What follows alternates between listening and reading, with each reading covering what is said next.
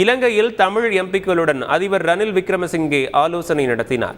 அதிபர் ரணில் விக்ரமசிங்கே மற்றும் வடக்கு கிழக்கு மாகாணங்களை சேர்ந்த தமிழ் எம்பிக்கள் இடையிலான சந்திப்பு அதிபர் அலுவலகத்தில் நடைபெற்றது.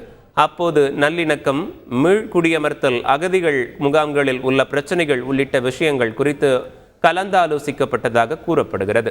இந்த சந்திப்பில் கலந்து கொள்ள தங்களுக்கு அழைப்பு விடுக்கப்படவில்லை என தமிழ் தேசிய மக்கள் முன்னணி தெரிவித்துள்ளது. வாக்குறுதிகளை அதிபர் நிறைவேற்றாத நிலையில் இச்சந்திப்பில் பங்கேற்கப் போவதில்லை என விக்னேஸ்வரன் எம்பி ஏற்கனவே அறிவித்தார்.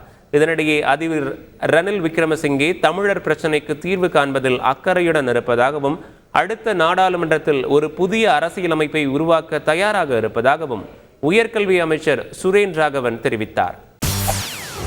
செய்திகளை உடனுக்குடன் தெரிந்து கொள்ள உடனே சப்ஸ்கிரைப் பண்ணுங்க.